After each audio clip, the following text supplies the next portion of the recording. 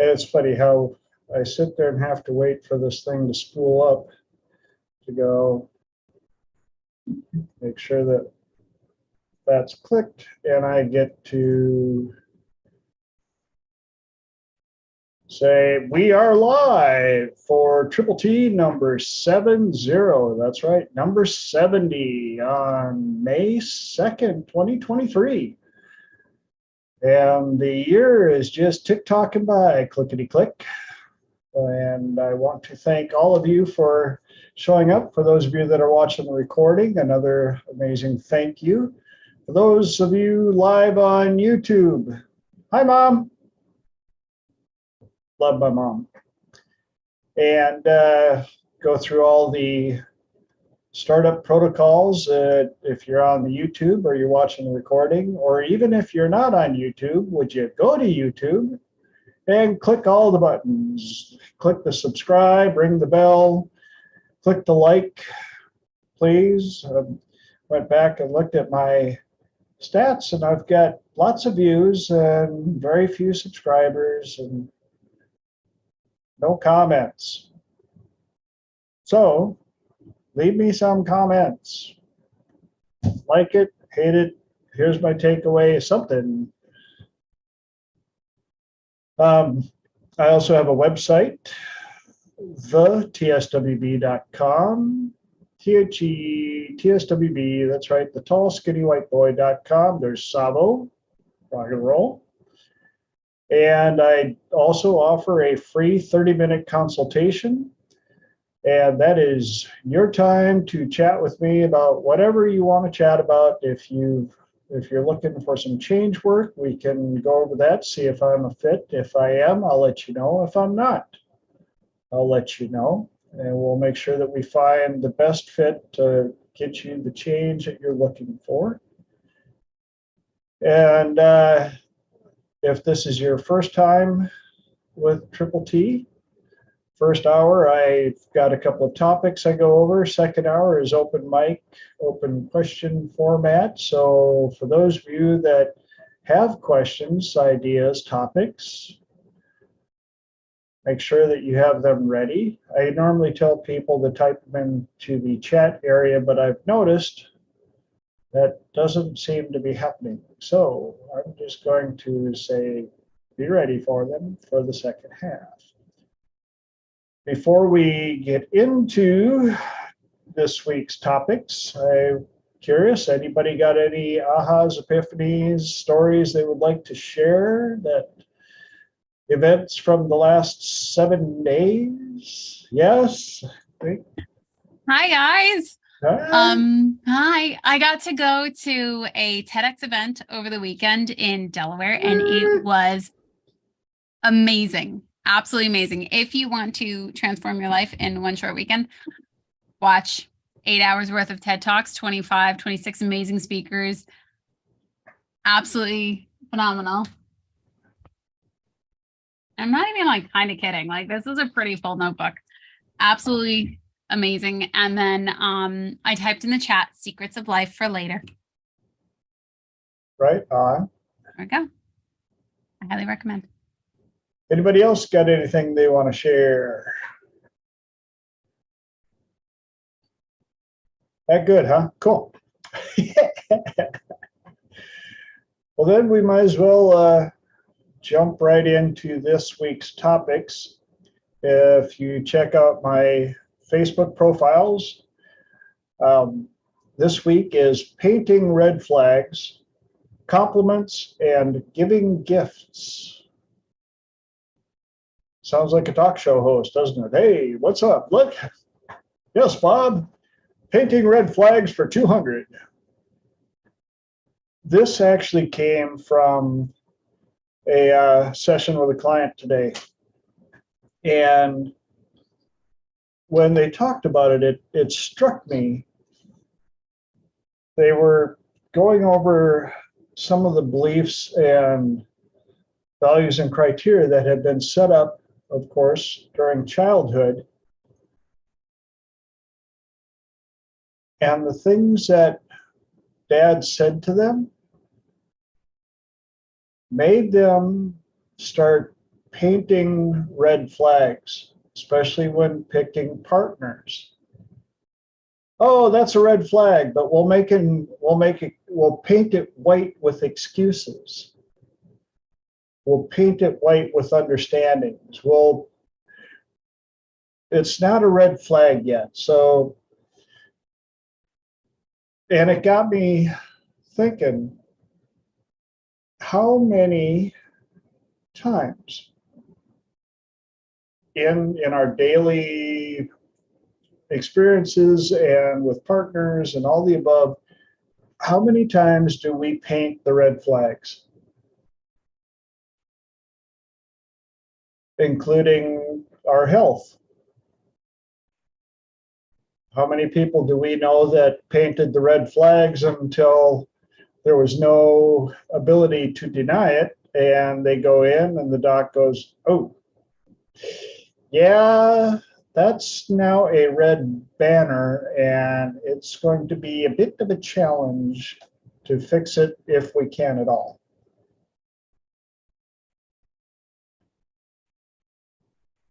And so I wanted to bring this up as a topic, not only for awareness, but to see how many different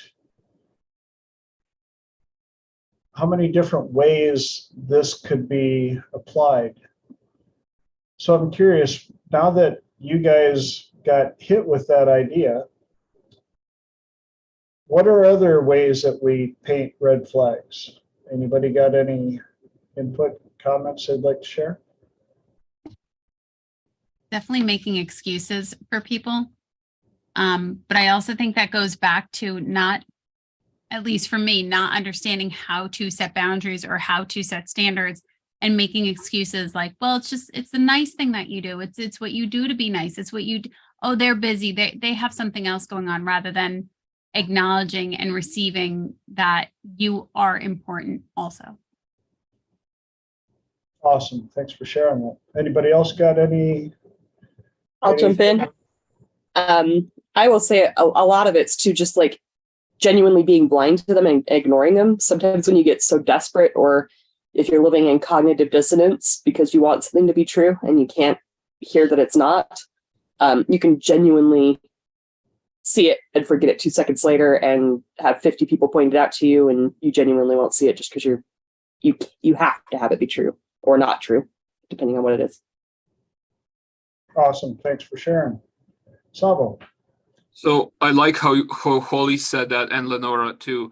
And Holly used the word desperate. And I think that's sort of crucial here to mention that, let's say, if people don't understand that what they actually need is the feeling and not the person is just giving the feeling at certain time, maybe in the past.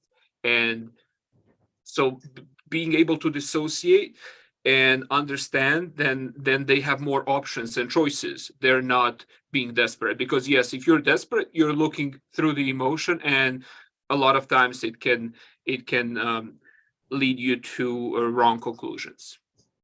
Absolutely. Thanks for sharing that. Here's another angle. Work. How many people will stay at a job longer than they should because they're painting the red flags?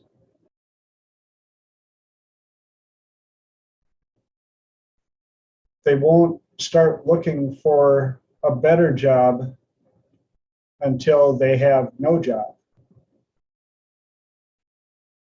One of those that know me well know that, I'm on profession 28, and I throw that out there. I've got all sorts of reasons why it happened. For a while I was moving often, traveling, things like that. And I have this addiction to, eating and sleeping indoors. And so, it was always, you're looking for help? Yeah, it's been a while since I've done that. So if you could show me just how you want it done, yeah, that, but I also had a little too much loyalty at times. And I would paint the red flags like dude, it's time to go. Yes, you know how to do the job, but this is not the place to be doing it. This is not serving you. It's not good for your mental health. There are better jobs. There are better pay. There's better respect, better work conditions, all the above. And so at times, we simply have to also look for accountability partners, coaches, streams of knowledge to help us understand that we don't have to paint the red flags. Another place where it's prevalent, dating. Because that first part of the dating, we're not even painting the red flags. We're wearing rose-colored glasses, so we don't even notice that the flags are red. It's just that beautiful flag. Oh, look at how it just waves and flutters and makes us feel so happy. And then all of a sudden, somebody takes off the rose-colored glasses, and we're like, woo!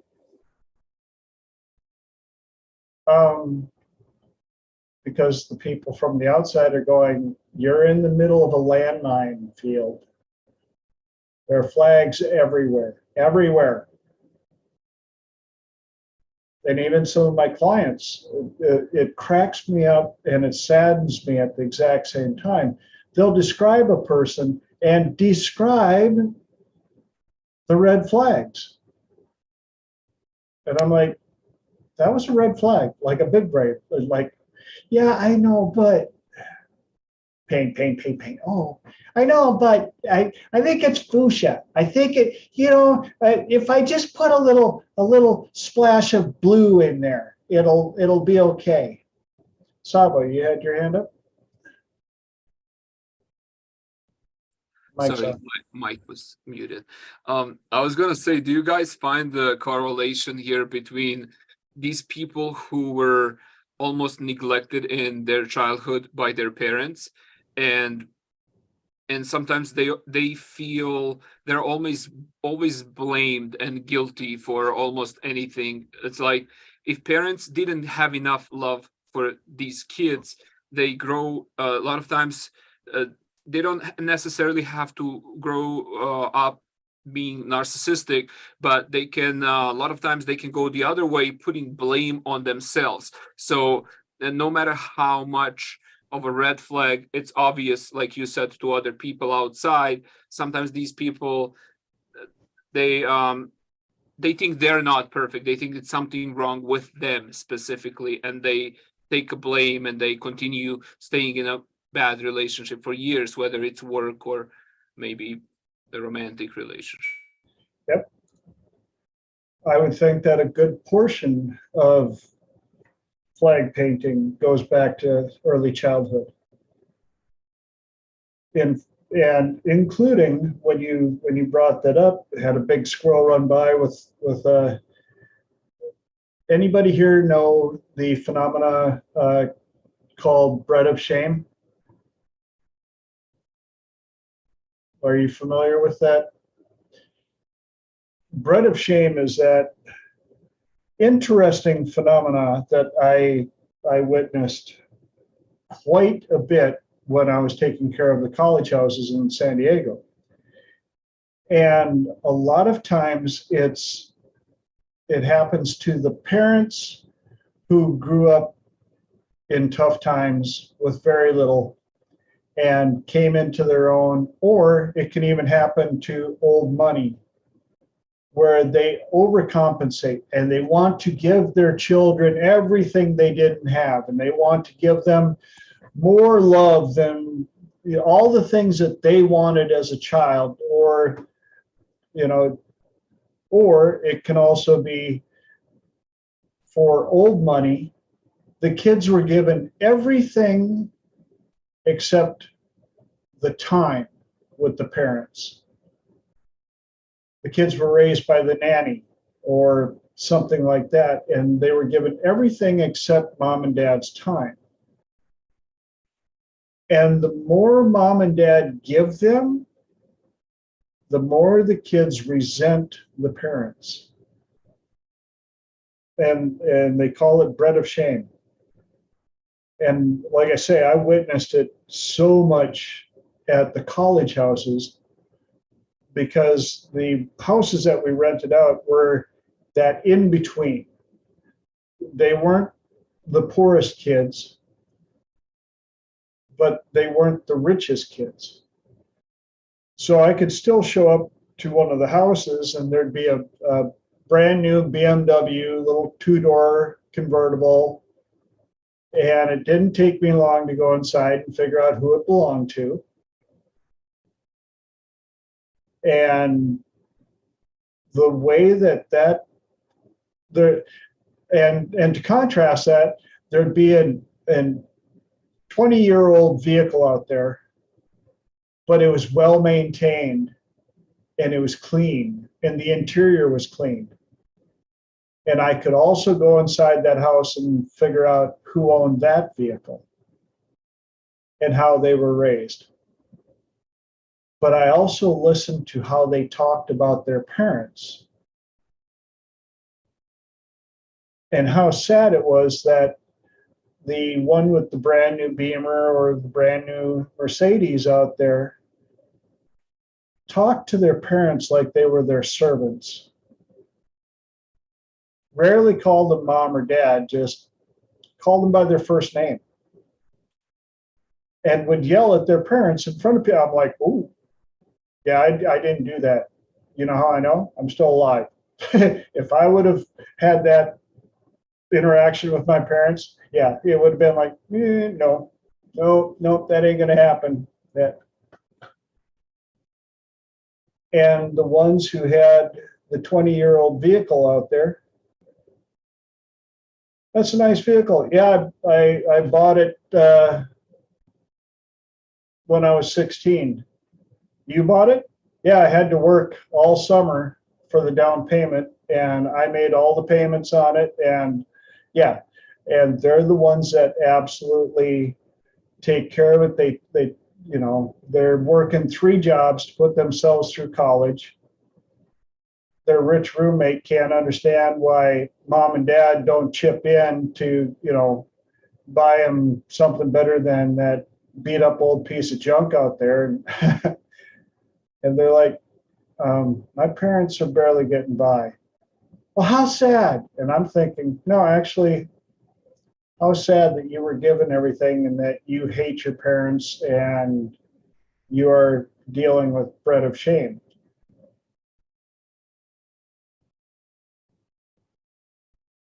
Do you know Yes. where the term came from, bread of shame? If I remember right, and for any of you that know the original term, I believe it's a Jewish translation. Yeah, it comes from Kabbalah, I believe. Oh, okay. Thank you. So I'll try. Yeah. But yeah, and that's another red flag that one of my clients I had to help with, because the pain that they were feeling from trying to connect with the kids and show up and be there for them and all this stuff, and the kids always treat them like shit. And so we did 3-chair and also did a future pace. And how ironic for them to find out that when they chose to step back because their youngest is now 18. Bye. Have a good life. We prepared you for everything and you'll be fine. But when they future paced out a year of taking their life, their power back, and showing up when they were properly invited, and not being available for every event, because they're going to start living their life and enjoying their life and doing some traveling and stuff. All of a sudden, in future pace, they found out that the kids are like, well, wait, what? You're not chasing us anymore? And as we know, how does the reptile brain work? It runs from what it's chased by, and it chases what runs away.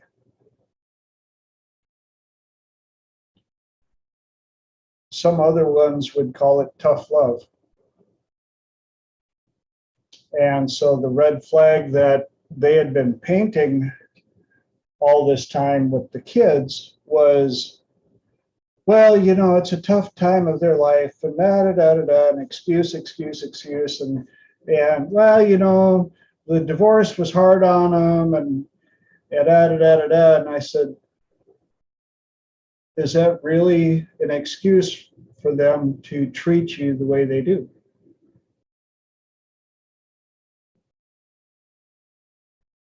Is it okay to paint that big red flag another color so that you can accept it? And is that treatment something that should be accepted in the first place?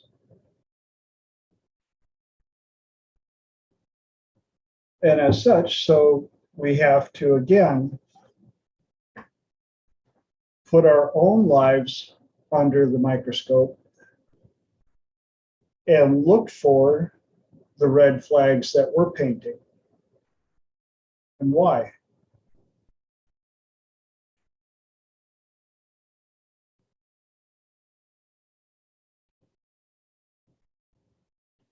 And how did they get put up in the first place?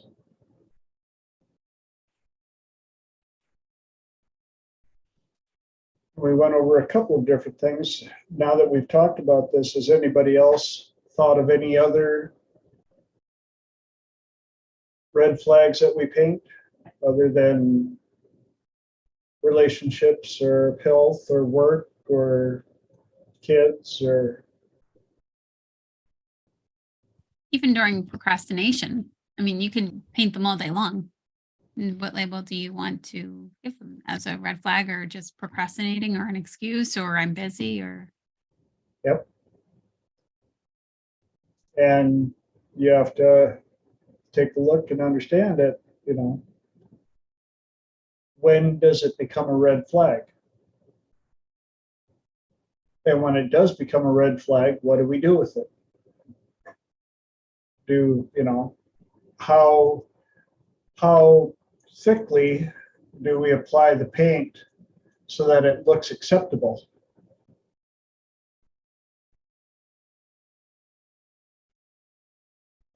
As someone who was really good at one point at painting, I mean, really, I'm an artist. Yes, me too. I had a number of red flags that I painted beautiful. Oh, look at that beautiful flag over there. It looks like it used to be red. Oh, no. The red that's, you know, shows up when it rains, that's just, you know. I'm pretty sure red's a primary color. That's not a mixture of colors coming out. So, yeah. It's also the same with, regardless of how long the relationship has been on. Those of you that have watched enough of these triple T's, you know, again, always be testing. Always be testing, looking, are there any red flags out there? What about blue flags? What about white flags? Are we hoisting the white flag and surrendering to stuff that we shouldn't have to? Did we take the red flag and dip it in bleach and go,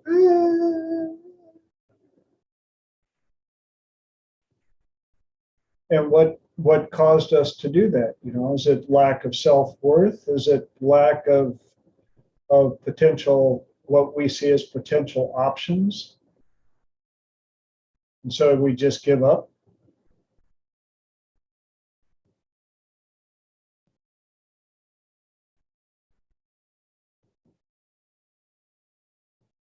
It's interesting, the excuses that I get from clients and people in general.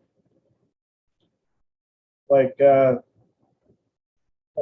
one older lady that I know has had both knees replaced, and she's feeling sorry for herself because she's getting overweight and her knees hurt. But she has the amazing ability to come up with at least 7 excuses for each solution that you give her. Those that know me, I've coined the phrase ask hole. And I called her out on it. You know, I was giving her excuses or solutions, and after like the 5th one, I said, "You think your knees will heal themselves if you just continue to be an asshole?" What? And I said, what happens when you do nothing, when you sit around? Do your knees hurt? Well, yeah, they hurt all the time. So they hurt when you're walking and when you're sitting. Yes. Which one is healthier? Well, no, if they hurt when you're sitting, when they hurt when you do nothing, then that means that even if you're working on getting yourself healthier, they still hurt. But one of those hurts will eventually make the hurt go away. The other one will only prolong it. Well, I just can't do certain things. And I said, well, what have you done in the time that you've sat at home other than scrolling on your cell phone or your laptop or your tablet or binge watching television shows that you've been telling me about that I don't watch? Well, I said, have you researched what they call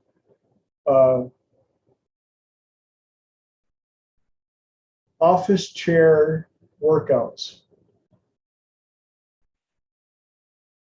which is an actual thing that they had to design for people who work in cubicles.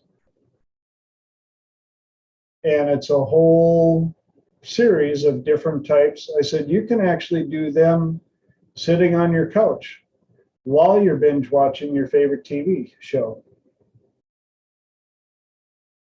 What? I said, are you going to give me another excuse?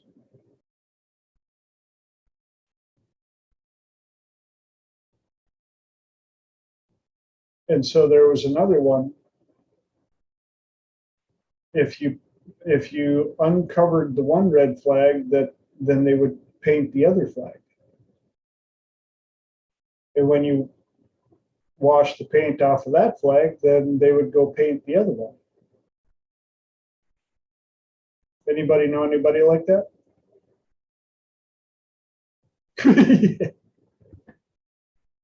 I think especially when you're asking people questions and you're saying, well, what are some of the things? And you start to realize that they don't realize that it's an excuse. And I know for sure, you and I had a conversation about that because I was saying, no, this is a real thing. And you were like, that can also be seen as an excuse. And I had never had that perspective of somebody actually offering the possibility that this is an excuse. And then once I understood that what it was an excuse, but it also was severe protection. Like I was holding on to this with dear life. And I did not understand why. And it was because it was protecting me from the next thing that I was going to have to deal with after that. And once you understand that, it's kind of a mind screw in the fact that you're like, oh my God, there is something after this. And then, oh my God, I still have to deal with this. And then I have to deal with that. So I can definitely see why it becomes an excuse. And especially, I love that Savo pointed out the environments that you grow up in, because we're taught these things. I can't do this. I can't do that. I can't do this. I used to not think I could climb a mountain in New Hampshire because you don't do that. You just don't do that. It was just, that was it. That was the end of the road. There was nothing beyond it. And once you start to challenge those things and look around them, look at them from different perspectives, ask other people what their thoughts are, and say, hey, well, they're doing it. So what do they know that I don't know?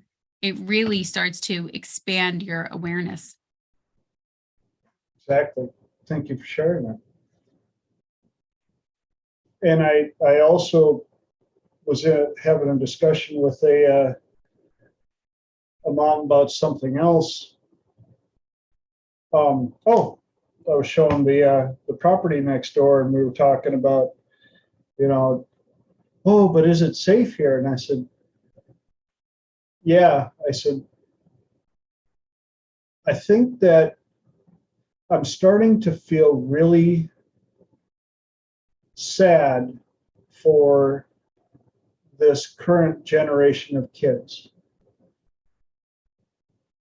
because the news media has let us know that this is the most dangerous place in the world now for children.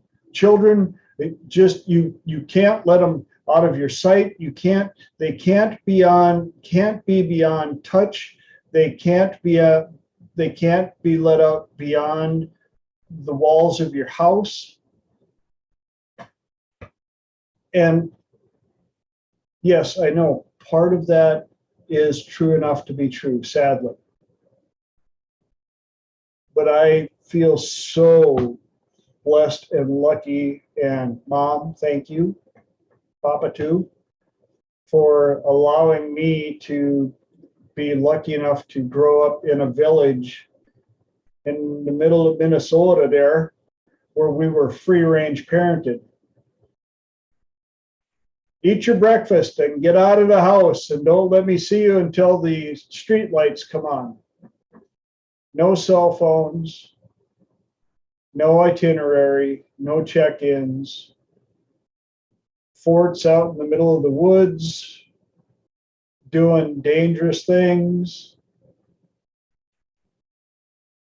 But we also learned a level of independence and trust in our abilities. And don't get me wrong, we were fed lots of fears and limiting beliefs, and heard the same, what do you think, money grows on trees and that's for the other people, and what if everybody jumped off the bridge, would you too? I mean,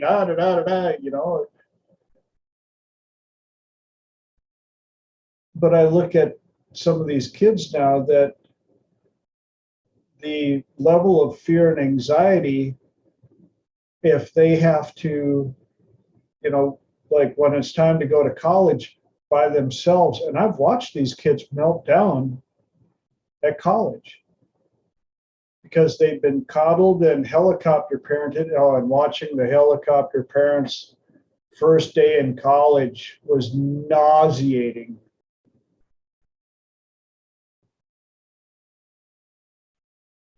I'm just going to nauseating. You okay? I just had a flashback of, yes, to that level. And I watched these kids and I'm like, you're going to need therapy for the rest of your life. How sad. Or you're going to live in your parents' basement for the rest of your life. How sad.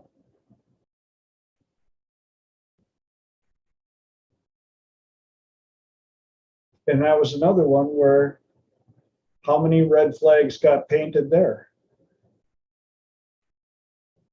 Well, it's everybody else's problem that my kid doesn't fit in. No. No.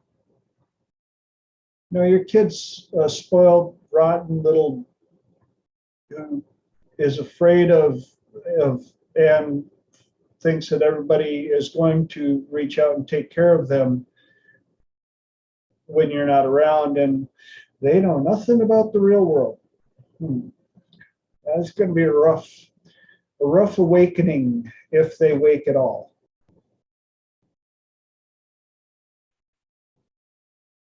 So, before I chase too many more squirrels in that direction, anybody got any other insights, epiphanies, comments they would like to share on painting red flags?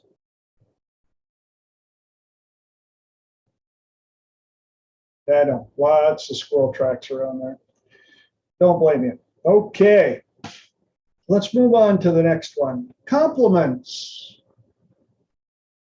Who likes giving compliments? Who's really good at receiving compliments?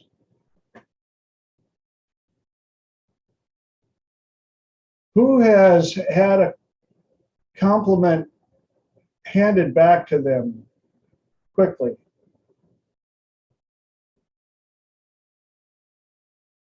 Oh, your hair looks beautiful. Oh, and yours too. I love your hair.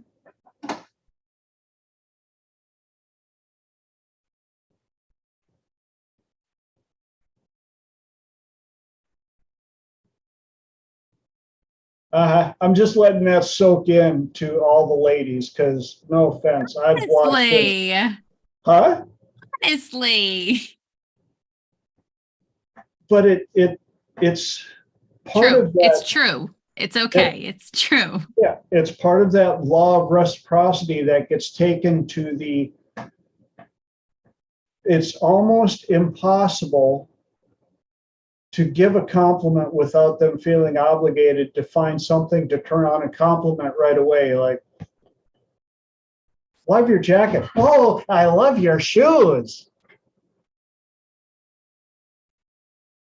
And we don't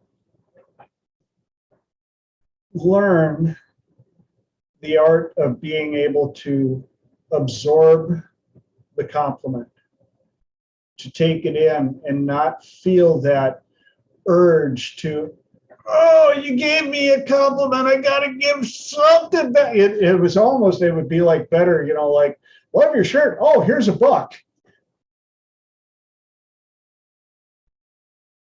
That's a great looking car. Oh, that's a $5 compliment. Hold on, do you have change?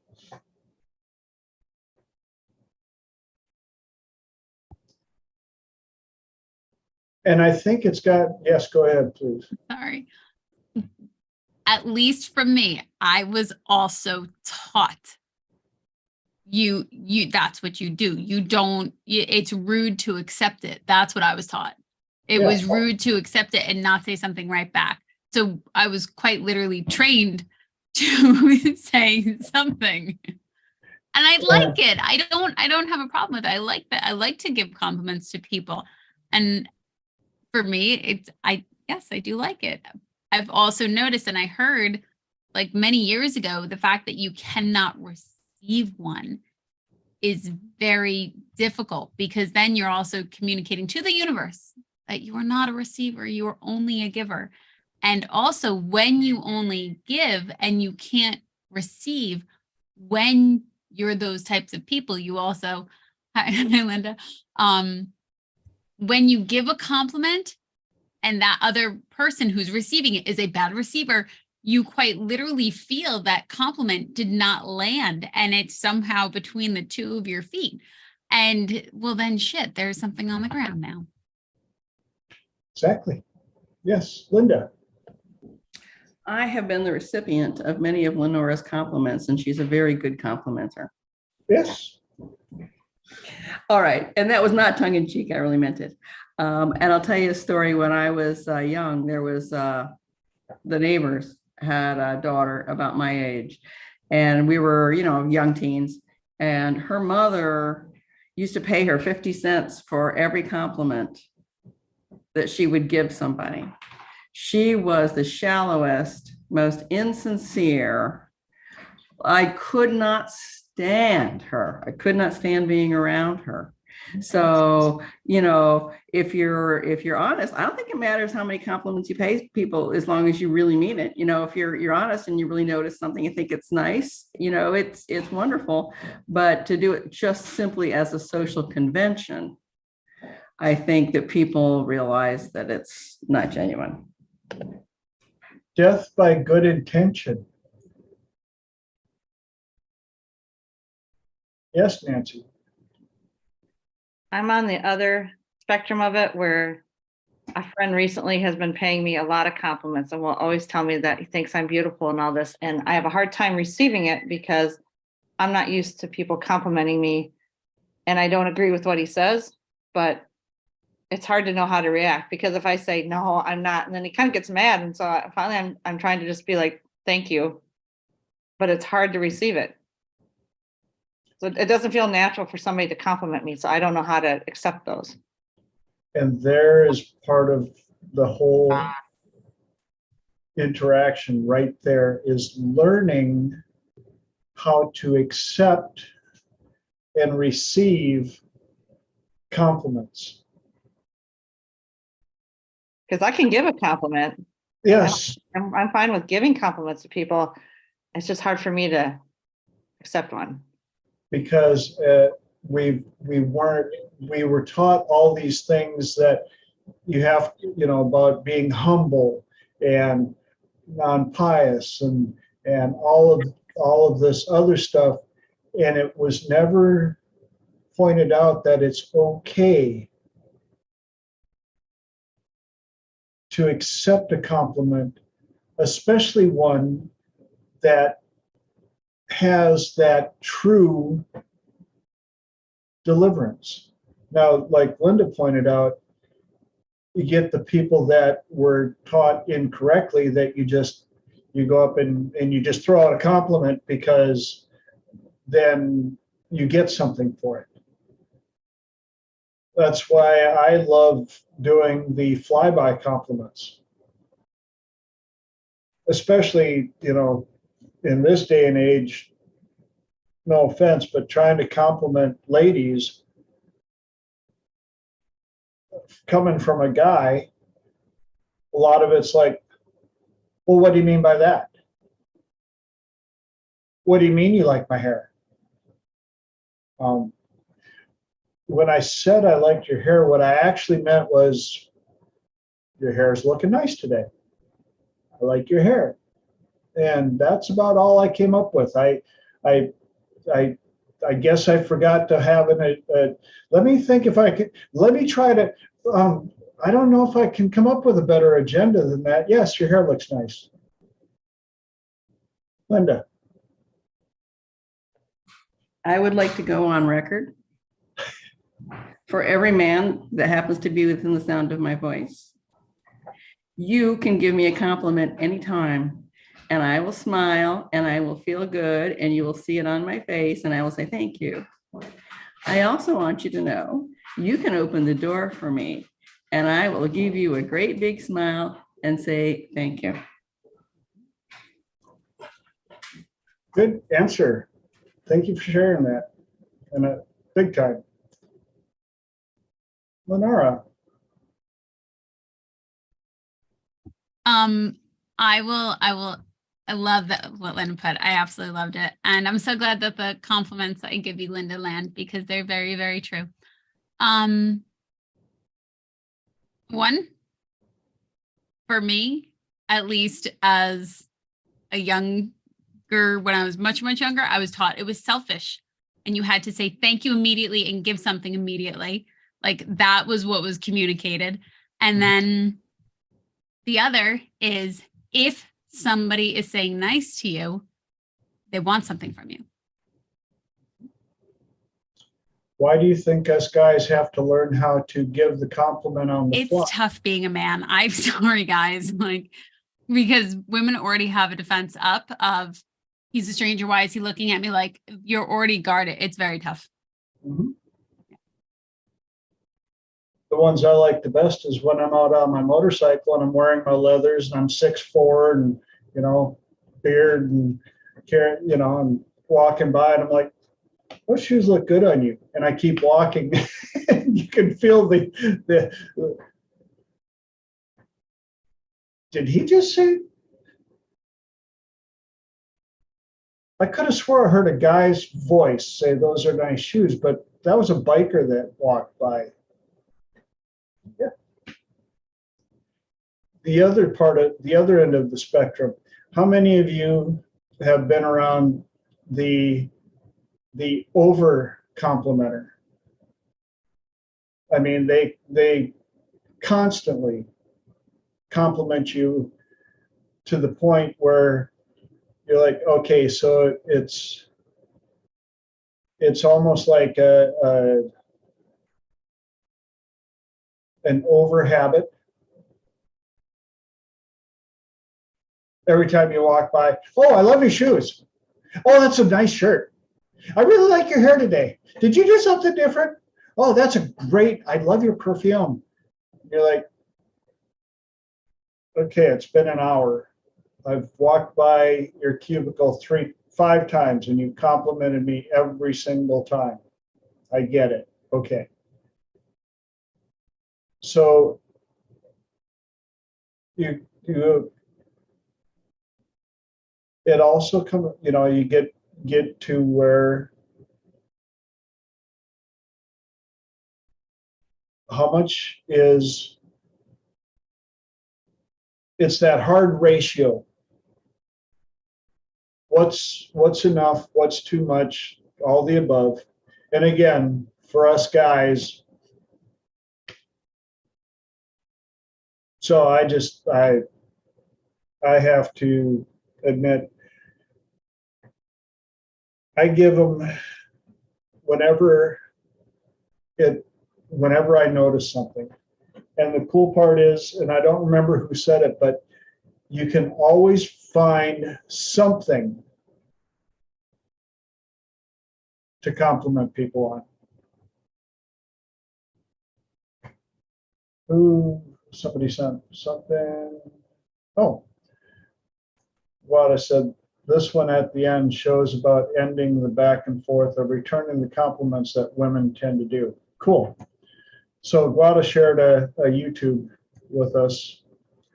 You guys can copy and paste and enjoy that later. Thank you, Guada.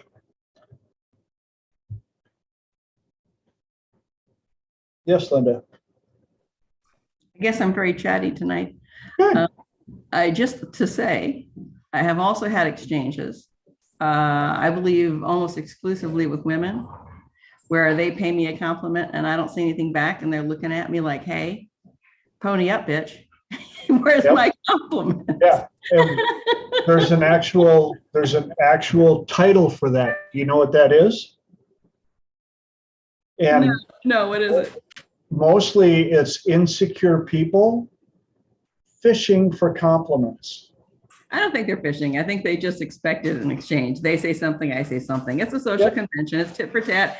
You know, they serve the ball. I'm supposed to lob it back, you know. Yep.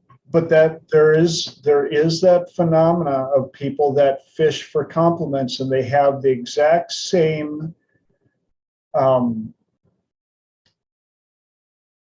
reaction as you described, Linda, where they're like, hey, I like your hair.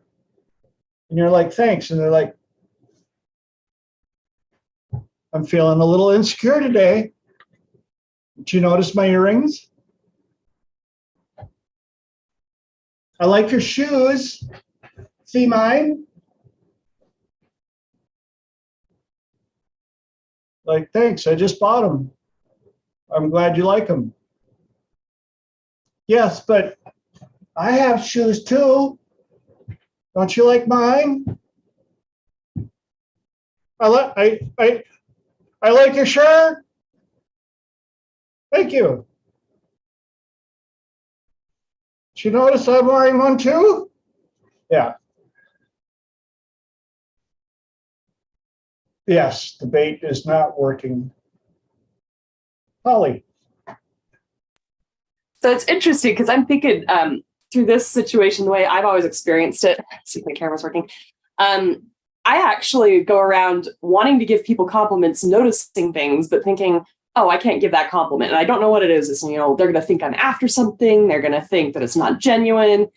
But then there'll be kind of they give me the compliment. It's like, oh, that thing that I've been thinking about for 5 minutes or an hour or a week. Now I can finally say it to them because they've given me permission because they've complimented me. So that means I'm allowed to compliment them. So I don't know if anybody else experiences it that way, but. I used to think that.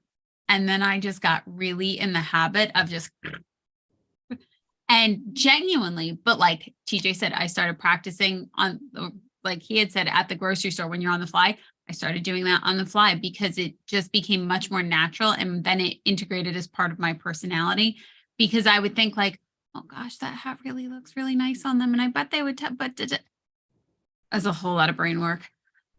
Just come out and tell it and just keep on walking because they're going to feel good. And you're like, yay, I finally said something. Oh, good. And it's so much better. And once you do it 10 times, you don't even notice it. You don't even like question it. And Savo, you can, for the people that are on YouTube, they can't read the comments. Would you share what you just typed in? I just said that more you compliment other people, more your self-esteem grows because your unconscious hears every word you say, and every word is just like a sweetest melody to your unconscious. And just insecure person in general cannot compliment.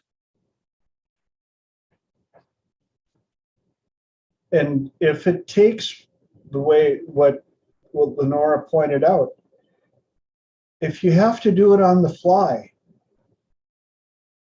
set yourself a number for the day, not under pressure, but could I give 5 random compliments today?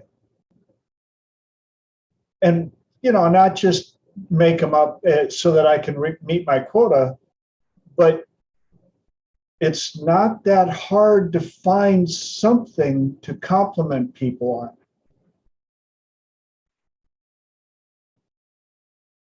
Especially, the simplest ones. Oh, your dog is so cute, dog. That's pretty simple. Lenora.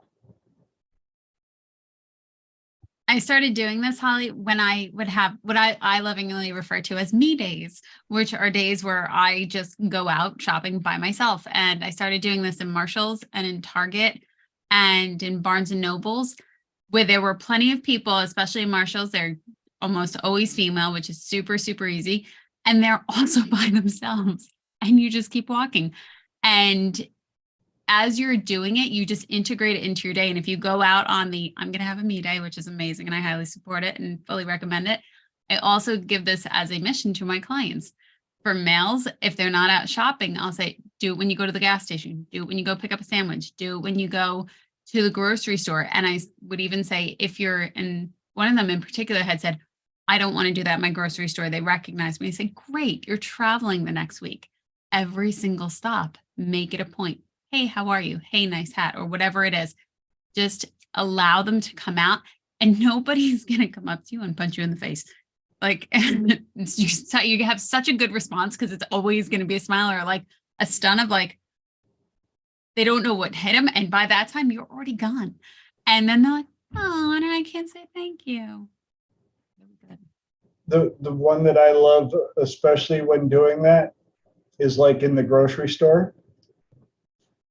Because you get that, all of a sudden you're meeting each other in an aisle again. And especially when I compliment a lady on something and all of a sudden we're meeting in the aisle again, I can feel that energy and they're like, okay, was that a setup? Was like, and I just like smile, keep shopping and walk right by them like, no, I just, your hair looked nice. and I can feel the energy drop after I walk past them the second time. They're like, well, he didn't even hit on me. I wonder what that was all about. Maybe he did like my hat. Is that a possibility? Yes, it is. Fran. Good morning. Good morning. Well, it's morning for me. Yes, exactly. Just love the dog compliments. They are a really easy way in to start opening conversations and saying nice things. Yes. So yes, all kudos to people that use them. They're you can open up a wonderful conversation. That's all. Yeah, awesome. And I've just realized I've got 5 minutes left in my time, and we've got one last deal, which is giving gifts. The fun, ironic part of that, it ties right in with the compliments. How many of you have ever given or had somebody give you a gift and go, I got you something. It's not very much. It's just something little.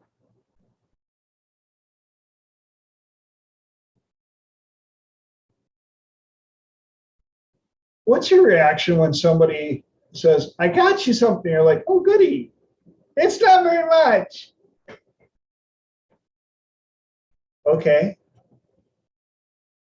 Don't think you needed to add that part, but yes, Lenora. I add that part because I don't want people to think I spent like 150 on a gift. Like, dial down your expectations here. This is a small thing, like on the way out the door to shopping. So that's why I'm like, oh, I got you something. It's not big. So dial down the expectation. It's not like I gave you like a gaming system or something. So yes, I do come with warnings and disclosures and little red flags of, hey, just so you know. Well, I think it will also come as part of the delivery. So if you're going, oh my God, I got you this thing. I've been shopping. I saved up for 3 years. And then you hand them a Matchbox car. That's a little different. But if you go, I got you something. I was thinking about you the other day. And you hand them a Matchbox car. You actually don't have to put on the, it's not much.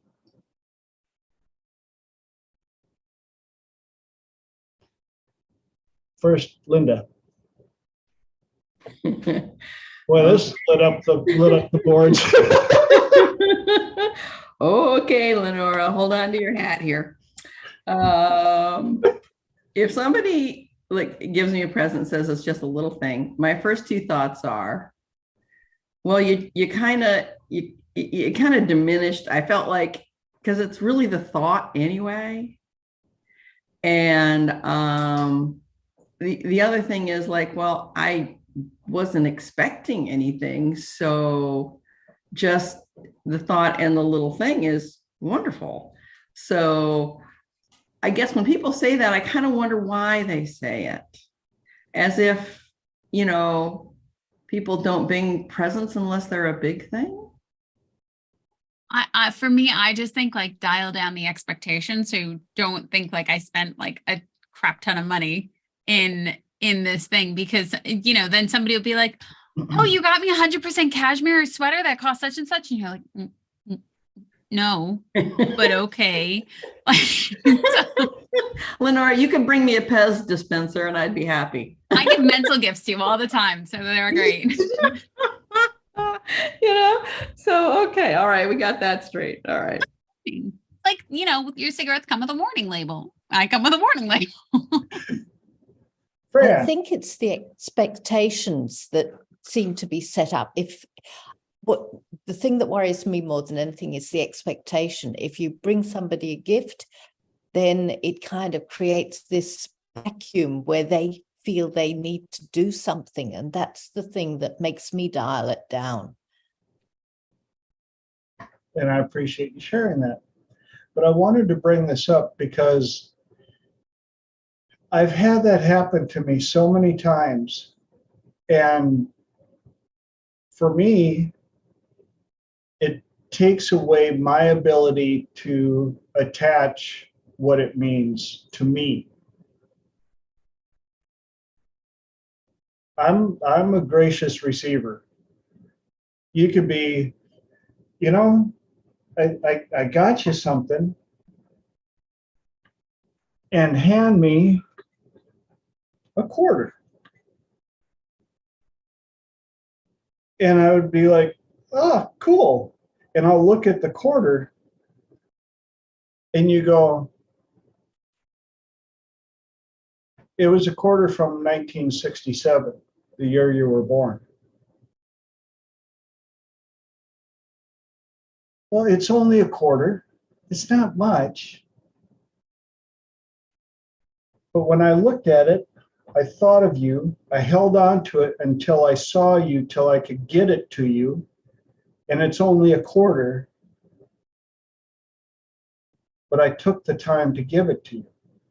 To me, that's more of the gift than the 25 cents. Or the people, I got you a gift, and you open it up and it's a rock. Well, shit, I got 9,000 rocks on my property. But it was a cool rock, and you took the time to pick it up and transport it and hand it to me with a story behind it, and that rock will sit somewhere in my collection, and I will think of you every time I see it. Yes. I actually did get a rock as a present last year from my son, and he's like, this came from the highest mountain between Austria and Germany. Technically, I wasn't supposed to take it, he said, but he says, I knew you'd be the only person in the world that would be excited to get this rock. So I have this white rock, and it came from the top of this mountain. So, and I love that. I think that's pretty cool. I think that's wonderful. And I love rocks. I'm very interested in geology, paleontology, and anything to do with rocks and crystals. So rocks is wonderful for me. If somebody brought me a rock, I would be so thrilled. We need to go exploring together. Rock on. Yes.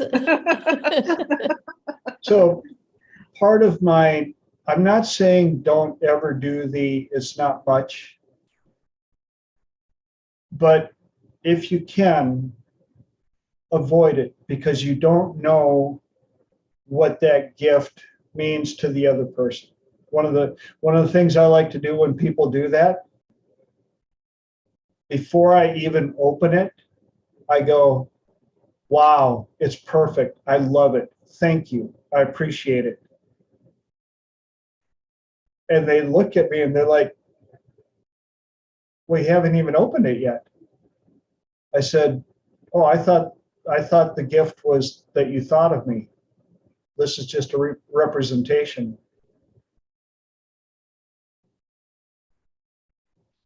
And that means more than what's inside this box. Or I'll go, a box! I got a box. Thank you. I always wanted another box. Oh, you put something in it. Yeah, but you said it's not much. So I thought maybe it was the box. I know, I'm that way. And now we're 4 minutes over into your guys' time. So what are we going to talk about for the second hour? Who's got questions, topics? Holly's got her hand up just like that. I always go first, but hey, I got one I've been thinking about for a bit. So I'm actually I typed this up, so I'm going to put it in the chat because it's kind of complicated. But okay, so what I want to know is, how do you deal with people who you have to interact with and they actually do have some ability to hurt you, and they have expectations that you can't reasonably meet, and they also aren't open to revising their expectations. And so kind of just some of the kind of people who might be like that, I put in the examples are if you're co-parenting with an ex, if you're a 12-year-old who still lives at home with mom and dad, maybe you have a coworker or a client that is just bad enough that they cause you problems, but not bad enough that they're, making it worth quitting your job yet. And obviously I'm not talking about somebody who's genuinely toxic that you have to actually, call the cops or something. I love some of the responses that are already coming in. But yes, let me know your strategy. And for those of you that are watching this or watching the recording for the very first time, second hour, I tried to make sure that I'm the last one to give the answers because I want to learn as well. So I'm going to let everybody that's on the call answer first. So who's got answers for Holly?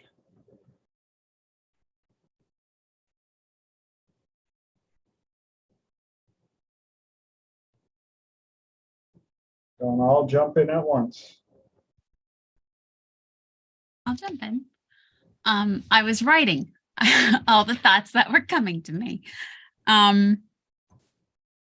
It's so funny that you asked this one, Holly, because I was having a conversation about it with somebody. And one of the perspectives that I was thinking of was, if we go back to the actress one that TJ had mentioned, what does the lead actress need to know in order to, at this pivot point, what does she need to know so that she can move in the direction that she wants? Another one that I had thought about was, I know the lovely Fran loves the Court of Atonement, which is super helpful. Also having a barrier of protection and minimizing as much as possible the interaction with them, and also doing as much as you can to protect yourself from that intense energy. For me, especially when there's somebody that I have to deal with and they're on the phone, I will lower the volume. I will use only one earbud. I will do things quite literally to minimize the impact that it's having on me to the best of my ability. And I will do my best to separate. And they have a problem. They are not the problem. They have a problem. And in seeing that they have a problem, I can look at it as a problem versus looking at that person as a problem. Thank you. Sabo. I would just like to add something. Sometimes it's not that, and I'm not saying this is by any means case with any of us. I just simply, general rule to me personally, it's sometimes that we have a problem, we have a trigger, and the question is, let's say, so someone who has ability to hurt you. Now the question is, how do you allow to be hurt, or what is that triggers you? And yeah, they might be absolutely narcissistic, manipulative, all of that. It's always, I just step one step back and look at myself in the picture and see if there is something that triggers me personally. And that's all I wanted to add. Cool. Thank you for sharing that. Anybody else got anything to share?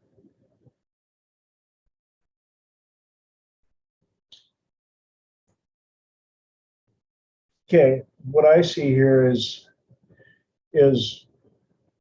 a number of different issues all rolled up in one.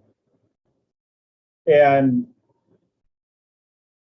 one of the first questions would be, even though you have to interact, how much of the problem do you own? And how obligated are you to be part of it and interact with it? To circle back to painting red flags, if it's a work issue, that's a red flag. Might be time to polish up that resume and start looking. If it's a relationship that you're in, that's obviously a different scenario. If it's your kid, if it's not, if it's a family member, there's lots of variables here. Find mentors, places, bounce ideas off people, educate yourself. But at the bottom line, protect your energy, protect yourself, just like the rules on the airline. The air mask goes on you first. And do what you can without risking your energy, yourself. Does that make sense?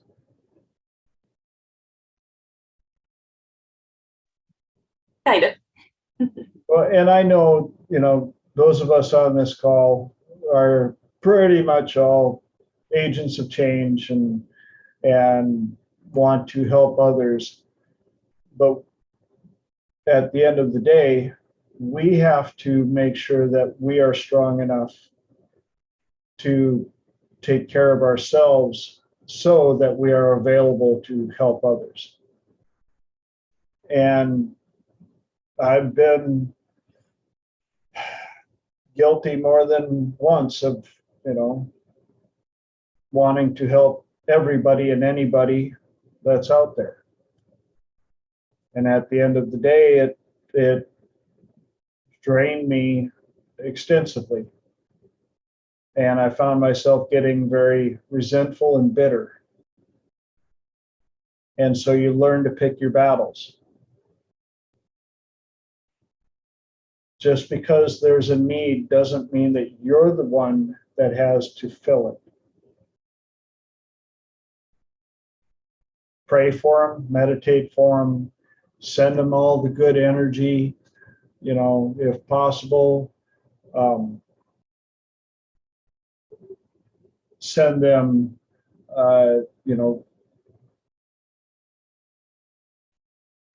opportunities for, resources, things of that nature. And if that's all you can do, at the end of the day, accept that's all you can do. Some days, best you can do is the best you can do. I have kind of a follow-up question to that. I think you helped me narrow down kind of what I'm looking at. I guess my big question, and all this is helpful, by the way, thank you for everything. The big question I'm trying to figure out is how do you pick your battles? And because some battles you're going to get, like the battle itself isn't worth it. And if the battle itself isn't worth it, do you lie? Do you cave in? Do you just stay silent? Like, so for instance, the 12-year-old who lives at home with mom and dad, if mom and dad believe you need to be working 80 hours a week and you would prefer to prioritize your health a little bit more than that, and you want a little bit more life balance than that, do you just say, okay, until I'm 18, I'm going to do this? Do you say, nope, that's severe enough, I'm going to try to go out and live on my own? Try to find a friend's family who'll let me move in or get a job myself and support myself? Or do you just kind of say, okay, dad, just let the mom and dad vent to you, but you just don't follow through on it? Like, what is the best way to handle picking your battles, and how do you handle them once you pick them? Anybody got something for that? I would go with one at a time. And how are you navigating it? And if you try something, or if the 12-year-old tries something and notice the patterns, is it working? Is it effective? Is it helpful to them? Are they having more stress result, or are they having less stress as a result? What are the changes? And to be very observant of the dynamics that are changing, because one thing might not fix it. It might be one thing over here, two things over here, and now I have to figure this out in this, and it's a lot of moving parts. So to address them one at a time and to observe them carefully and closely.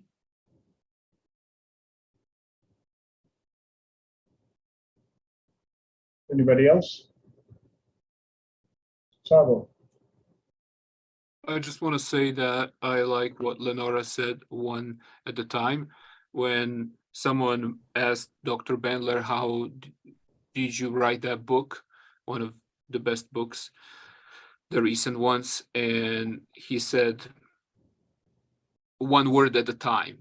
When they asked, there was Milton Erickson had a client once who was having problem with, he used to be a champion and now Olympic record was way ahead of his recent accomplishment. So what he did is he had him jump just 1 inch at a time, 1 inch more, and eventually he got to be a champion again. So yeah, one thing at a time. I like that. It seems like a really good prescription for almost anything.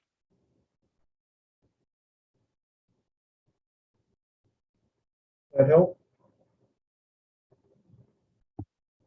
I had a question for the group, and it was, what is something that you would say is a characteristic about yourself that has helped you through every part of your life as much as possible, and that you quite literally show up as a gift to the world?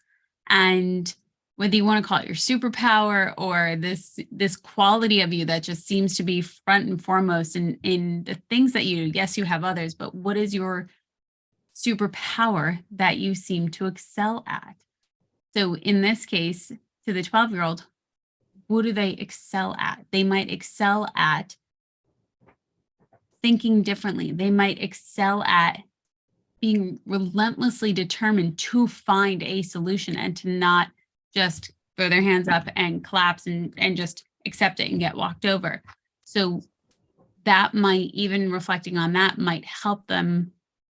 Okay, well, I do this really, really well. How can I use this to my advantage? How can I use my superpower to help me in this situation? Yes, I'll use my other stuff, but what's the one thing that I really know for sure that I'm really good at? Mine, for the record, is not anything like Savo's. He's really good. I don't have that skill.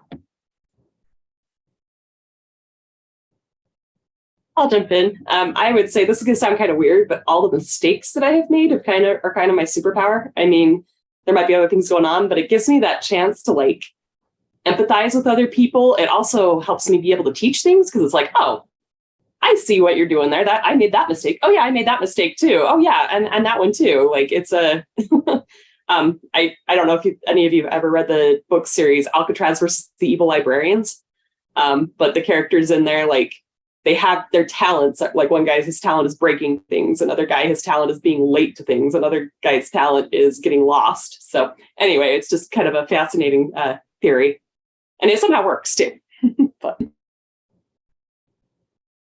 I love that. And I think the vulnerabilities that you have are actually your superpowers. If you turn them over, the things that hurt you and make you vulnerable are your superpowers. Just like Holly was saying, that if you care and you get hurt, that is your superpower. But you can use it more usefully so you don't get too damaged. And yes, the mistakes are so valuable. And that you survived that and look at your own strength for doing that.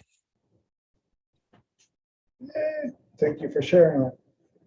Who else is willing to share their superpower?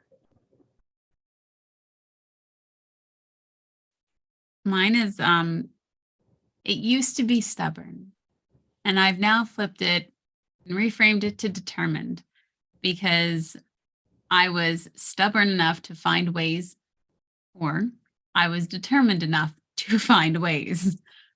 However you find the ways, whether it's asking for help, whether it's reading a book, whether it's watching something, whatever you are determined to find the answer to, is super, super helpful. So mine would be relentless determination. Anybody know what mine is? Well, you have Pretty so much the superpowers.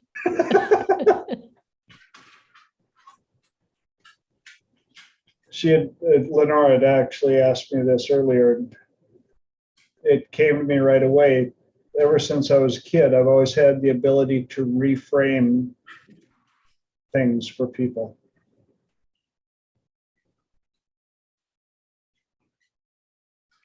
That's a good superpower. I didn't even know what it was or that I had it until it was labeled, and I went, I've been doing that most of my life, right, Mom?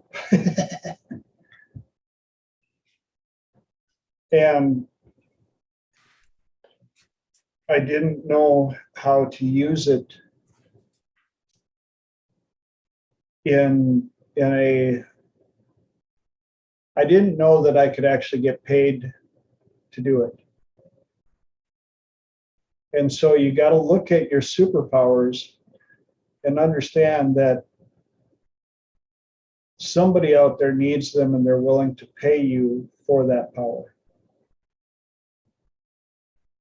And part of the problem is we're like, well, I wouldn't pay somebody because it's so easy for you.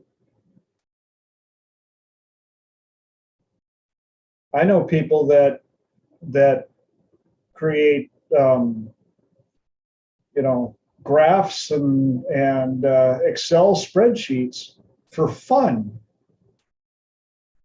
and they don't think that that's a marketable skill. I'm like, I can do a spreadsheet at the speed of smell in a sealed room if I have to, with a gun to my head. That's why I pay people to do that.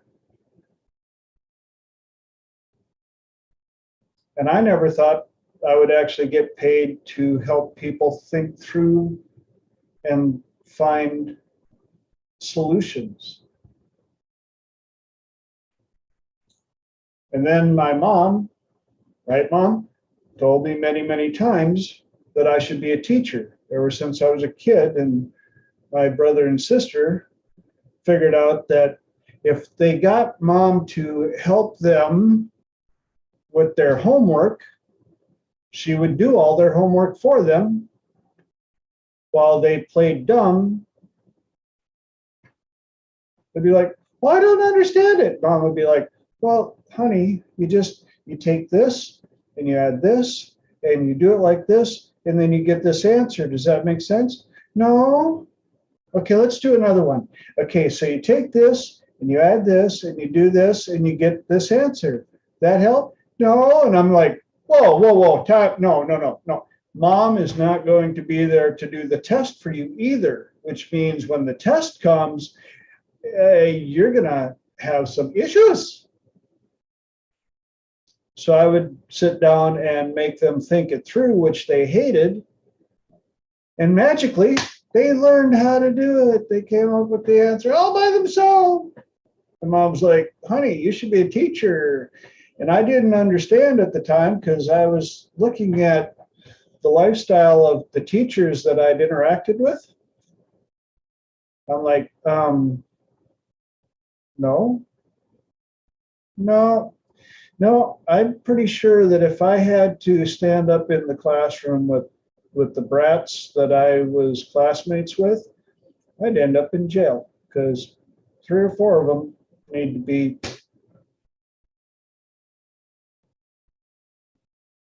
And I lived back in the time where the teacher actually was able to do that for a while. You might not like it these days. Huh? You might not like it these days. Yeah. No. No, I'm pretty sure that I'd be fired quickly because I would hurt somebody's feelings by going, yeah, no, we're not accepting that answer. What? Yeah, no, sorry. You actually failed this class. You can't fail me. Nobody fails. You did. You know how I know? This test says you don't know squat.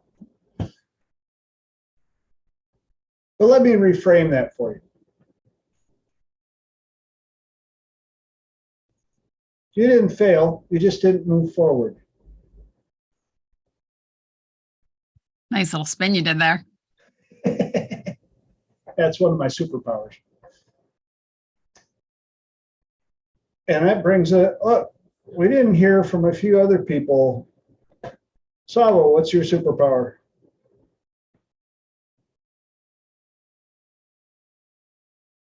Sometimes you got to let other people tell you.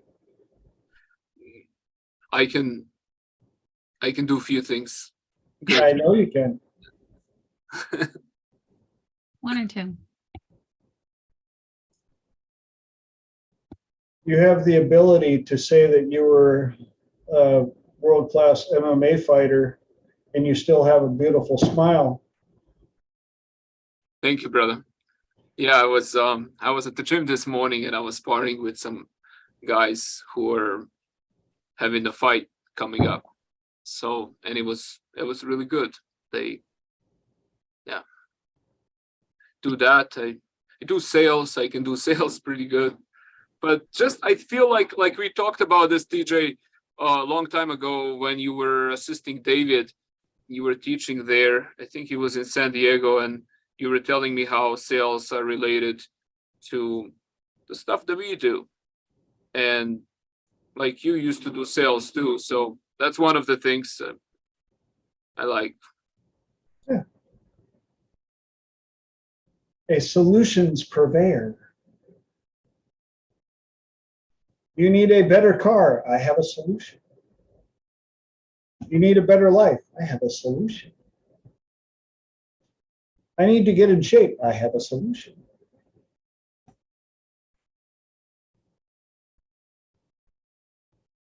Yes.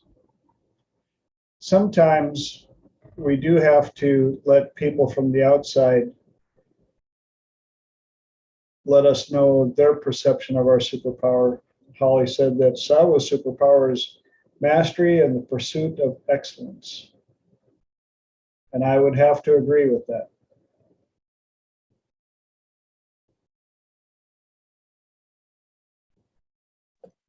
At HypnoThoughts last year, we did an exercise where everybody got into a large circle, and there was a little rhyme that we chanted, da da da, and somebody would get picked to start out, and we'd do this cool little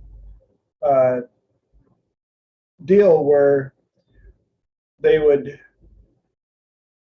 go to 4 different people in the group and compliment something about them. And then they would have to finish with, and my superpower is, and in the end, when we talked about it, it became very clear that it was so easy for us to say nice things about you and you and you and you and you, and I do this good.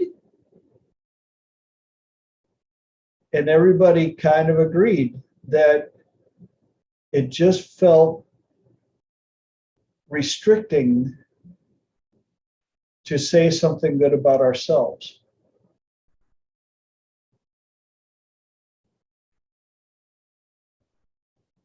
Lenora. So I work with some younger children and I encourage them. And that's why I really liked this question tonight of what is your superpower? Because it really does make you have to have that insight, but also then to share it with other people. And it's something that I noticed a couple of weeks ago of when you expect things from yourself, you expect them of yourself. So you're not necessarily proud of them. You don't necessarily recognize them as something to be proud of, or like, hey, I did a good job. You expected it of yourself. That was the standard. So there definitely was a disconnect. But in working with children, this is something that I encourage them to do. What was the best part of your day? What are you proud about? How do you think you did today? And it's very difficult for them to have that reflection of, well, I guess I did okay. And you can tell some of them have started to pick up my language because I do enjoy the word amazing, and they will say it. I did amazing, like, because now they're starting to understand that they did a good job and that it's good to be proud of themselves. But it's something that people don't necessarily ask children about. And when they're little and everybody's celebrating, and then you start to stifle it at 4 or 5 years old, like, stop being the center of attention, stop doing that, stop doing that.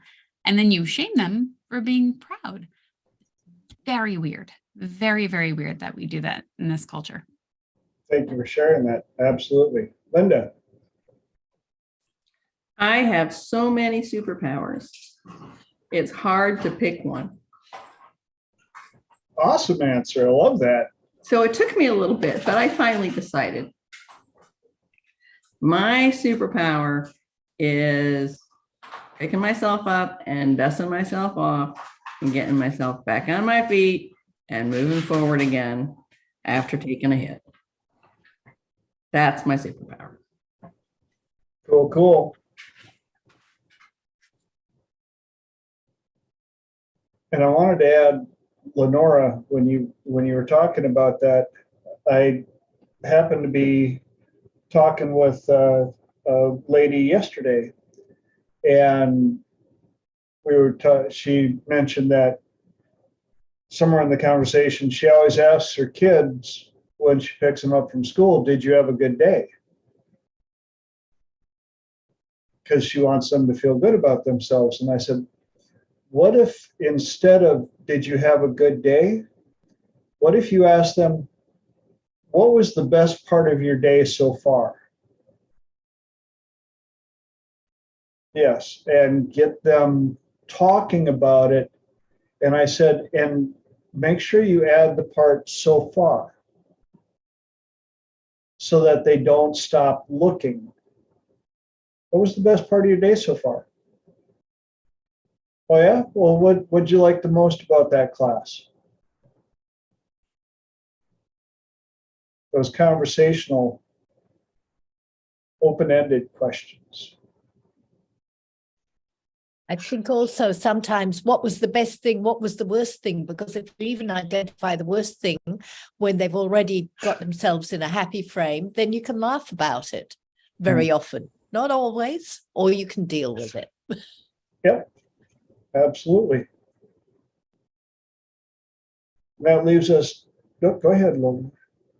Fran, I love that you pointed that out. There was, and I don't know if, I'm sure a lot of us have heard it, this one talk where the woman who made Spanx, SPANX, it's lovely undergarments for women. Her father used to ask her every day, "What did you fail at?" And if they didn't have something to report on, he was like, "Oh, well, that's no fun." And to really excite them about being terrible at something because you are learning something and it means you have an area of improvement. And I thought that, and it was such a beautiful story, and you can watch it. She talks about it for a good, like 5-10 minutes. And I love that you pointed out what was the worst part of your day, because I don't ask that, because some of the kids that I work with are already so down that it's like, oh, shit, I'm trying to bring them back up here, so I don't want to send them back down there. But you're completely right. It is a great question to help put that in perspective with them. And when you said that story, Lenora, it flashed me back to a story that Darren Hardy talked about with his dad. They went skiing, and they were going to be at this. It was the beginning of the season, and they were going to be skiing quite a bit. And so at the end of the day, Darren goes, "And I didn't fall down even once." And his dad goes, "Oh, well, that sucks. It means you didn't ski as good as you could have." And he was like, "What?" Well, if you're never falling down, you're never improving. And he said that hit him so properly, in a good way, as a kid. Thank goodness, to get a comment like that from a parent, like, no, if you're not falling down, you're not learning. I expect you to be on that hill falling down because I want you to be challenged. That was me growing up. If I wasn't challenged, if I got bored, flatline, done, I'm peace out. Right, Mom?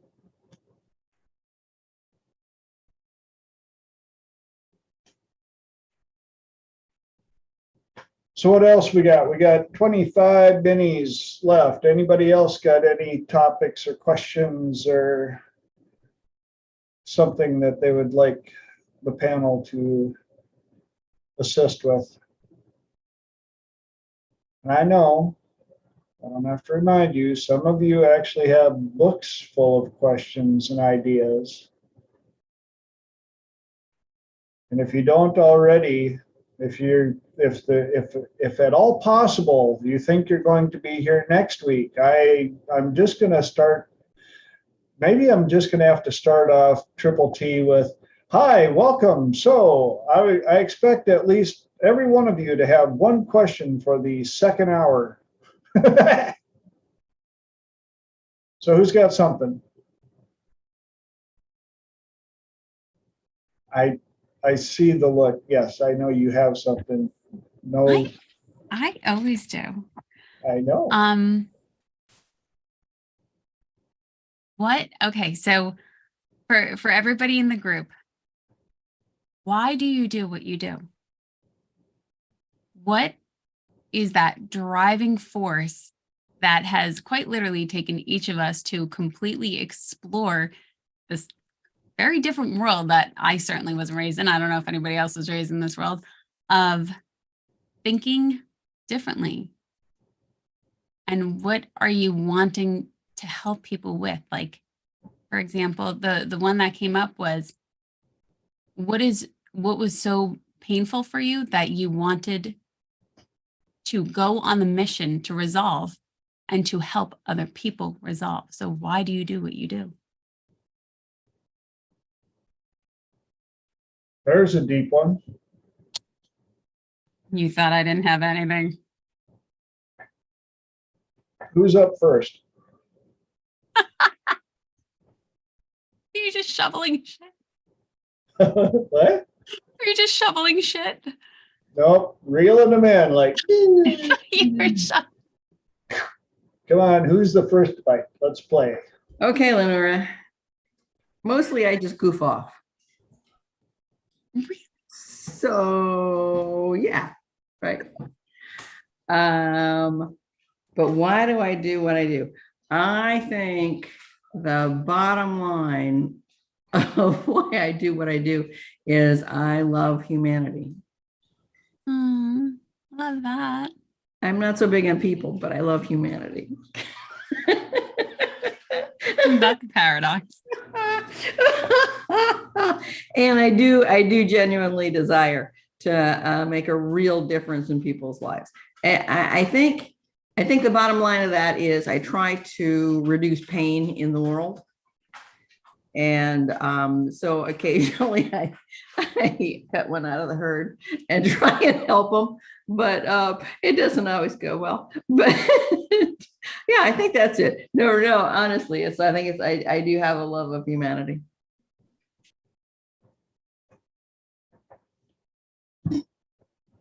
Good answer. Thank you. TJ's laughing because he knows what I'm talking about. Thanks. Still a great answer. I love it. Yeah, well, why does anybody do what they do? I mean, if you're not talking about, just paying a bill and making sure you have a roof over your head and food in your belly,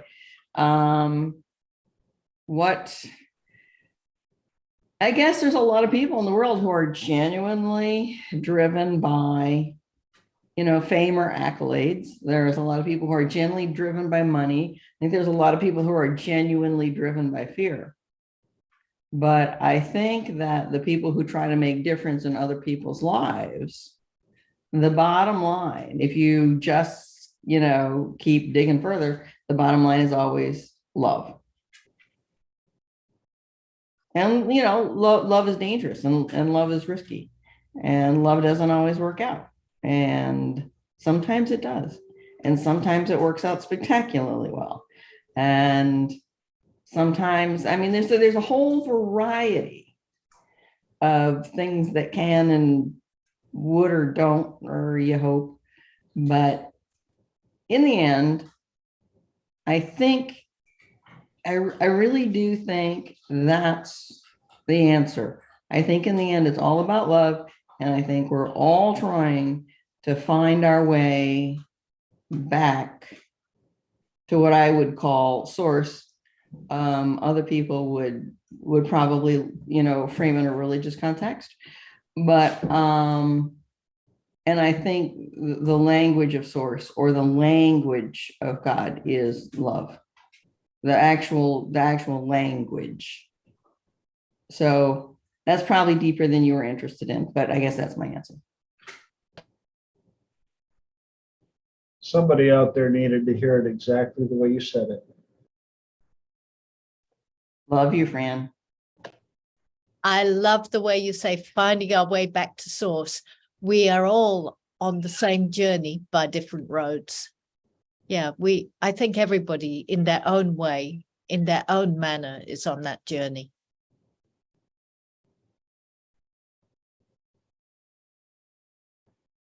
And because I like to flip things around and reframe, what about the people who do things because of habit and because of expectations at a young age? And Dr. Richard Nongard came up with, or Ken Guzzo. Ken Guzzo came up with a protocol that I'm definitely thinking about learning. The concept was so intriguing about what is one life experience that is almost 100, well, not 100%, but very, very high in changing people completely. Near-death experience. And so Ken has been doing a protocol where people basically in trance experience, in essence, a near-death experience. And when you come out of it, what would you do? He uses the example of, the corporate rebuilders, the ones that come in and buy a corporate business and tear it all apart and sell the pieces because the pieces are worth more than the sum of the whole. And then all of a sudden, the lead guy has a car accident, flatlines on the emergency room table. They bring him back to life and he comes out and his partners are like, all right, we've got this big transaction, to take over. What do you want to do about it? And he goes, I think I want to be a painter. And they're like, what? And so for the people that are following their golden path and they're on their life quest, you would probably want to do it even more. But for the people that are in a job or something that is out of habit or out of perceived level, whatever that is, whether it's something to do with self-image or whatever, what would you do then? I love asking people, especially when I was working with the college kids, I'm like, if you could do anything in the world and know that all of your needs would be met. Doesn't matter what you do, if you're a dog walker, a door greeter at Walmart, a painter, got paid for hiking, if you got paid for evaluating food in restaurants, what would you do? And the look on a lot of their faces is almost blank. They're like, and it's almost like, well, I don't know if I'm even allowed to think of that stuff. And I don't know if it's level of deservedness or because they hadn't dreamt of it. Don't get me wrong, doing this wasn't even on my radar 10 years ago. I just know that I've always enjoyed helping people. It's all about finding our way to source. I mean, Savo, he goes out and spars in the morning just because he can. And Nancy and I go out in nature and pick up rocks. And Linda has her own way. And you talk to people. We're all on that path, and people that don't, and people that get into habit, it's a lot about safety as well. That there it is. They don't, that's their safe place until they know more, until somebody can open the door and show them another way to their source. And I think that's why Ken's protocol works so well, because in a situation of near-death experience, you've been basically given a second chance. Are you doing what you want to do?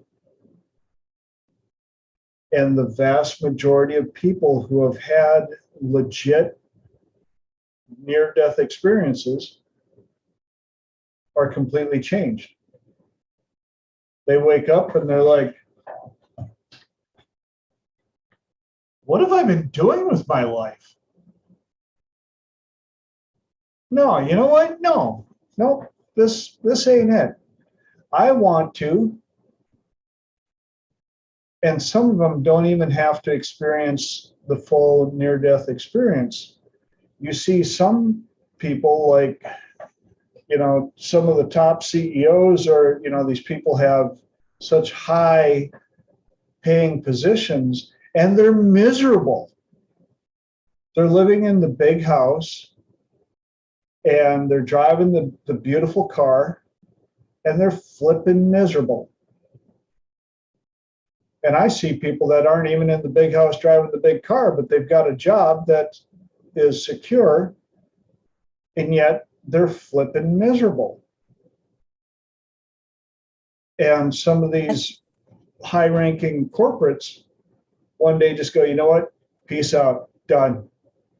I've always wanted to be blah, blah, blah. And they go and they start pursuing something that they're in love with doing. It's about flow. And I ask Savo and Nancy individually, when they are doing what they love doing, that puts them into flow. Savo, when you're sparring, you're in flow. Nancy, when you're out in nature or looking at rocks, you're in flow. How's that for you? Can you share some of how that flow makes you feel, how that changes you in your life, how that makes your day better?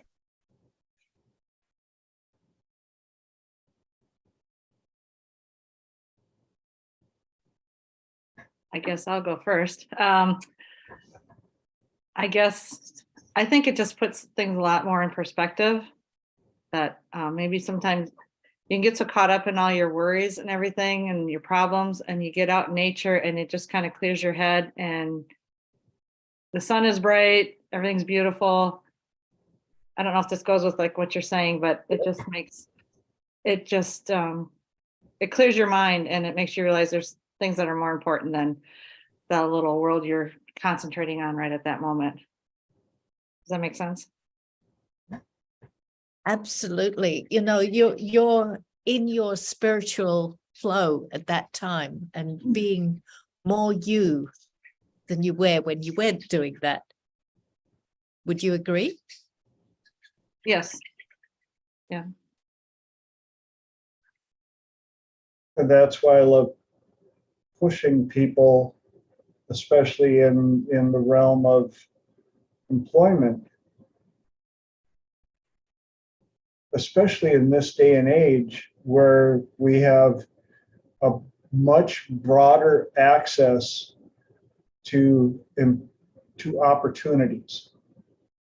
I mean, when I grew up, if you were looking for a job, that meant either you were looking in the newspaper, whichever newspaper you purchased, or you were talking to people who knew somebody who knew somebody who knew somebody that might be needing some help.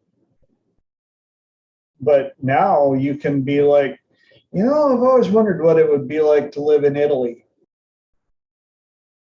I wonder what job opportunities are there. And last night I happened to bring up World According to Briggs on YouTube, and his topic of the night was top places in the world that remote workers from America are working at, top countries in the world. And Italy happened to be one of them. And Sweden and the Netherlands and Germany and Switzerland. Oh, you're going to Italy in a month? Guess what? There are a ton of expats working remotely in Italy. If you have a job that you can do remotely, now Italy was not one of the cheaper options, but when you look at the cost of living there compared to here, if your company allows you to do remote work, and you could even go, I'd like to work remotely for 4 months. Wouldn't it be nice to pick the 4 months when the weather where you're living pretty much, suck, and just go, you know, I think I'm going to have to work remotely from somewhere else for the next 4 months. So I was thinking maybe Italy. Just say it. And if you could, when you understand that and find the expats over there, and they're online, there are groups where you just go, hey, I'm thinking about joining y'all. Who could help me out? I need a place that I can afford with this expense rate, with really good internet. And the expats who are over there doing the exact same thing are like, yeah, you go here, you talk to this person, and then we set you up and we have a big party when you show up. And you show up and you've got Americans and Canadians that are all doing the exact same thing. They've already got the wheels in motion, and all of a sudden you're in Italy for 4 months working for the same company, doing the same thing.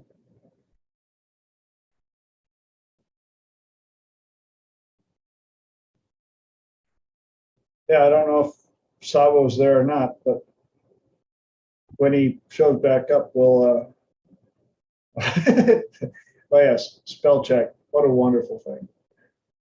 Lenora.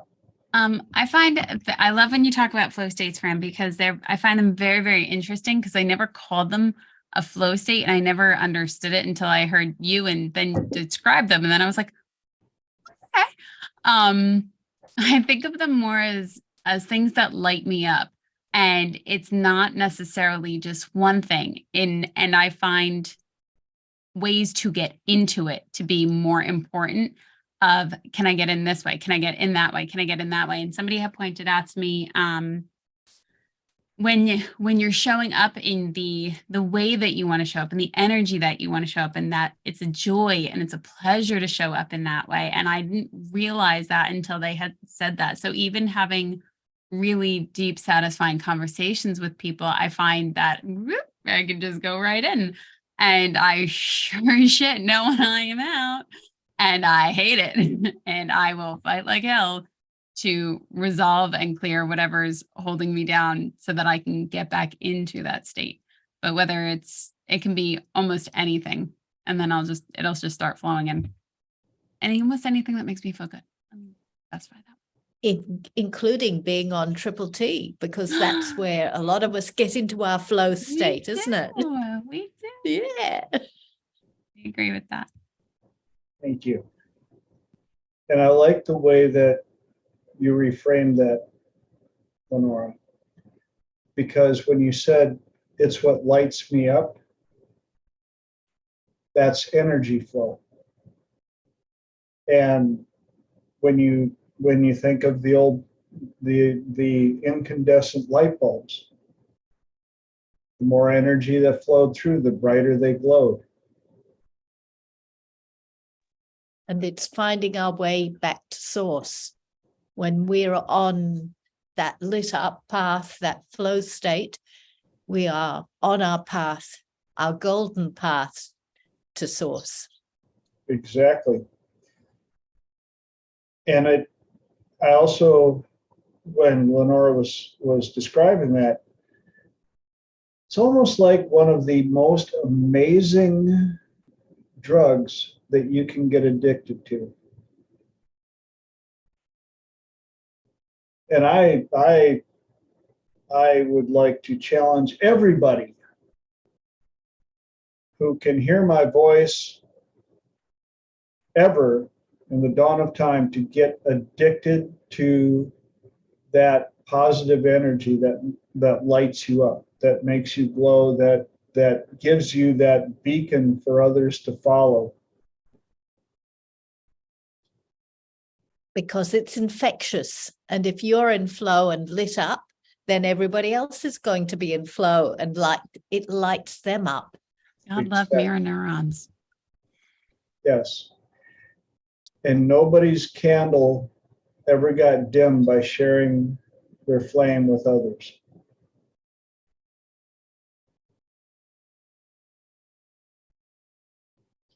And I see that Allegra was able to join us. So happy to see your name on here, Allegra. Hello, I finally made it. Yay! Yay, exactly. Unfortunately, you came in just in time for you to share anything you would like, and then it's time for me to shut it down. I don't have anything for tonight, but I got really motivated tonight, and I got a bunch of yard work stuff that I've been procrastinating, and house stuff that I've been procrastinating, and making my kids do stuff. So it was a good night. Well, you made my night even better. I appreciate you showing up. You made mine too. Just hearing you guys talk. Anybody got any last comments they'd like to share before it's time for us to go? Ahas, epiphanies. Well, that gives me 60 seconds to once again. I have one. Yes. Just like when you get the urge to do something, like feel that motivation just to go do it, and like stop whatever else you're doing and like take that opportunity to get it done and work at it and be motivated and enjoy it. Thank you. Thank you. So for those of you that are on here all the time, you know what's coming up. Thank you, thank you, thank you for spending your time here. Because time is the one thing, and I'll say it every single time, it's the one thing I cannot give you. If I could, I would. So for you to take such a precious commodity and invest it with us means the world to me. I appreciate every one of you for your comments, your input, your knowledge, your energy, everything that you share every time on here. For those of you watching live on YouTube, that includes you. And for those of you watching these recordings, if you've watched this all the way to the end, thank you. I appreciate that. As always, YouTube etiquette, please go on my YouTube channel and click the subscribe and the like and the ring the bell, and please leave comments. Even if it's just hi. Just put some comments in there. I appreciate them. I'm not gonna lie, they make me smile. So until next week, where I will be checking in remotely, I will bid you adieu. Enjoy your week. Have an awesome time. Take care of yourself and go out and be nice to each other. Night, everybody. Have a great week. Thank you, everyone. Thank you, everyone. Thanks, TJ.